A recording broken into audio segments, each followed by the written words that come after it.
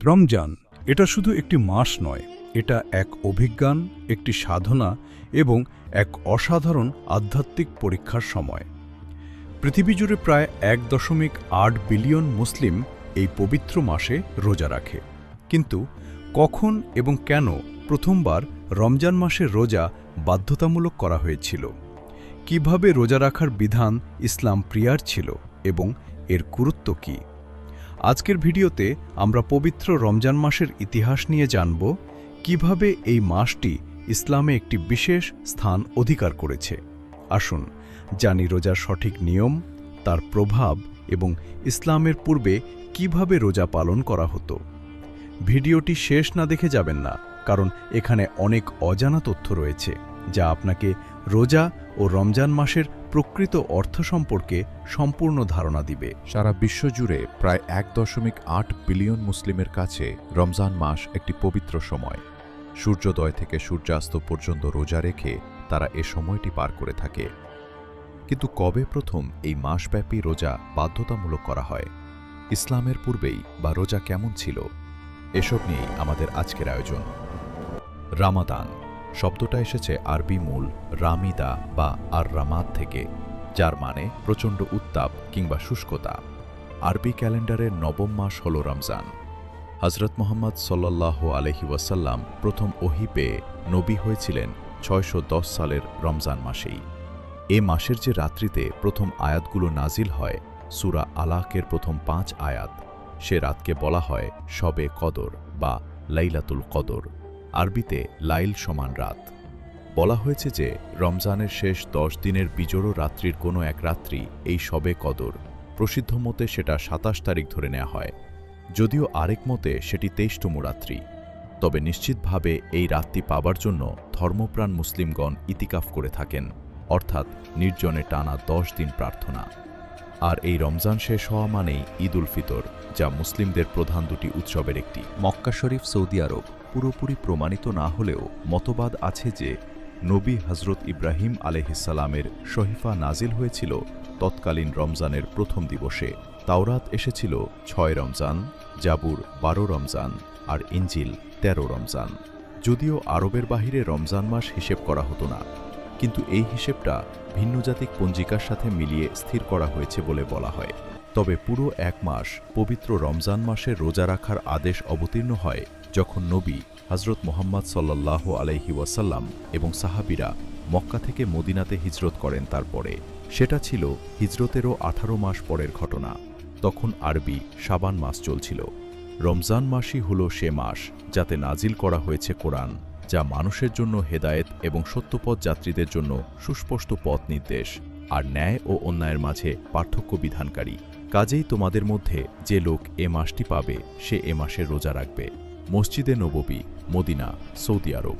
তবে এমন না যে এর আগে কেউ রোজা রাখত না, অবশ্যই রাখত।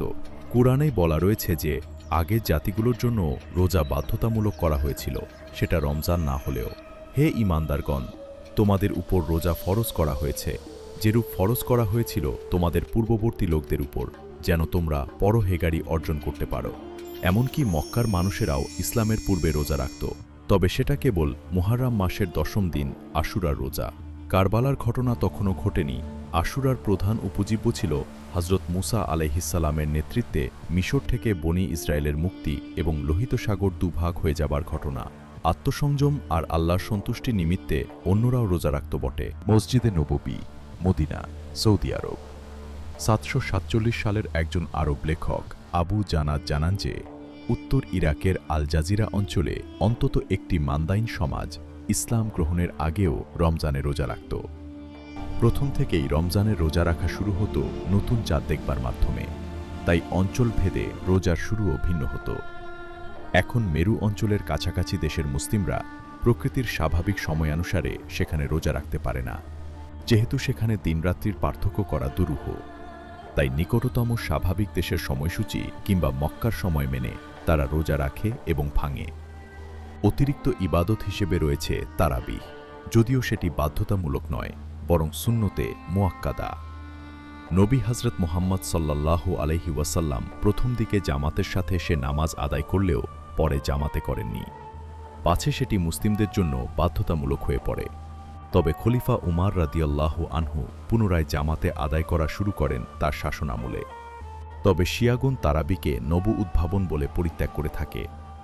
৮ থেকে ২০ রাকাত পর্যন্ত তারাবিহ নামাজ আদায় করা হয়ে থাকে। তবে মক্কার হারাম শরীফে ২০ রাকাতই আদায় করা হয়। উল্লেখ্য, ফজরের ওয়াক্ত হবার পূর্বে খেয়ে রোজা রাখাকে শাহরি আর সূর্যাস্তের পর খেয়ে রোজা ভাঙাকে ইফতার বলা হয়। সৌদি আরবে তারাবির নামাজ পড়ানো হচ্ছে অনেক খ্রিস্টানও রোজা রেখে থাকে, তবে কিছুটা ভিন্ন অর্থে। বাইবেলে বর্ণিত যীশুখ্রিস্ট নিজেও টানা ৪০ দিন রোজা রেখেছিলেন। আদি খ্রিস্টানরাও রোজা রেখেছিলেন বলে বাইবেলে প্রমাণ পাওয়া যায়। এখনও অনেক ধর্মপ্রাণ রোমান ক্যাথলিক খ্রিস্টান ইস্টার সানডের আগের ৬ সপ্তাহ এই প্রথা পালন করেন। একে লেন্ট বলা হয়। উল্লেখ্য, আরবিতে সিয়াম বললেও উপমহাদেশে ফার্সি রোজা শব্দটাই বেশি প্রচলিত হয়ে গেছে। আরবি সাওম শব্দ কিংবা সিরিয়াক সাওমা অথবা আদি হিব্রু সম শব্দের মূল অর্থ বিরত থাকা। শুধু খ্রিস্টান বা মুসলিম নয়, ইহুদি ধর্ম, বৌদ্ধ ধর্ম, কনফুসীয়, সনাতন, তাও কিংবা জৈনবাদ সকল ক্ষেত্রেই আছে উপবাসের প্রচলন। রমজানের রোজা ছাড়াও মুসলিমদের জন্য শাওয়াল মাসের যে কোনো ৬ দিন, প্রতি চন্দ্রমাসের ১৩ থেকে ১৫ তারিখ আরাফা দিবস, আশুরা দিবস ইত্যাদি দিবসে রোজা রাখার ব্যাপারে উৎসাহিত করা হয়েছে। তবে ঈদের দিন রোজা রাখা নিষিদ্ধ। একমাত্র যে ধর্মের ব্যাপারে রেকর্ড পাওয়া যায় যেখানে রোজা রাখা সম্পূর্ণ নিষিদ্ধ ছিল, সেটি হল আদি পারস্যের ধর্ম বা জরথুস্ট্রুবাদ। তবে মুসলিমদের মতো কঠোরভাবে রোজা রাখে কেবল ধার্মিক ইহুদিরাই। বছরে ৬ দিন তাদের বাধ্যতামূলক রোজা রাখতে হয়। সাব্বাত, সাপ্তাহিক ছুটির শনিবার দিবসে রোজা রাখা তাদের জন্য হারাম। ইয়ম কিপুর, হিব্রুতে ইয়ম সমান দিন, কিপুর সমান প্রায়শ্চিত্ত, এর দিন অবশ্যই রোজা রাখতে হবে। এদিন ইহুদি বিশ্বাস মতে ১ বছরের ভাগ্য নির্ধারিত হয় এবং তারা ২৫ ঘণ্টা রোজা রাখে। জেরুজালেমের দেয়ালের কাছে জড়ো হওয়া রোজা রাখা ইহুদিরা নবী হজরত মুহাম্মদ সাল্লাল্লাহু আলাইহি ওয়াসাল্লাম যখন মদিনা এলেন, তখন তিনি দেখলেন ইহুদিরা আশুরার রোজা রাখছে। যদিও তারা ইসরায়েলে থাকতে ইহুদি ক্যালেন্ডার ব্যবহার করত, সেখানকার ইহুদি মাস তিসরির ১০ম দিবসে তারা রোজা রাখত, ইয়ম কিপুর। আরবে তারা সেটার সাথে মিলিয়ে মুহররমের ১০ম দিন আশুরার দিন রোজা রাখত। হজরত মুহাম্মদ সাল্লাল্লাহু আলাইহি ওয়াসাল্লাম জিজ্ঞেস করলেন, তোমরা আজ কেন রোজা রাখছ? এই দিনে আল্লাহ বনি ইসরায়েলকে রক্ষা করেছিলেন। মক্কাবাসীরা না জানলেও তারা ঠিকই আগে থেকে এদিন রোজা রাখত। এমনকি ইসলামের আগে হজরত মুহাম্মদ সাল্লাল্লাহু আলাইহি ওয়াসাল্লাম নিজেও রেখেছিলেন। রমজানের রোজা বাধ্যতামূলক হবার আগে এ রোজাটা সবাইকে রাখতে হতো। রমজানের রোজা আসবার পর এ রোজা নফল হয়ে যায়। মদিনায় ইফতার বিলি অনেকের আগ্রহের বিষয় থাকতে পারে। নবী হজরত মুহাম্মদ সাল্লাল্লাহু আলাইহি ওয়াসাল্লাম ও সাহাবীরা কি খেয়ে সাহারি বা ইফতার করতেন? নবীজি সাল্লাল্লাহু আলাইহি ওয়াসাল্লাম মাগরিবের আগে কয়েকটি ভেজা খেজুর খেতেন।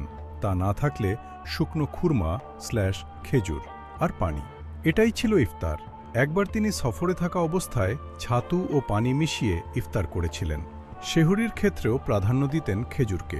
তবে এমনটা ভাবার কারণ নেই যে খেজুরগুলো ছোট ছোট।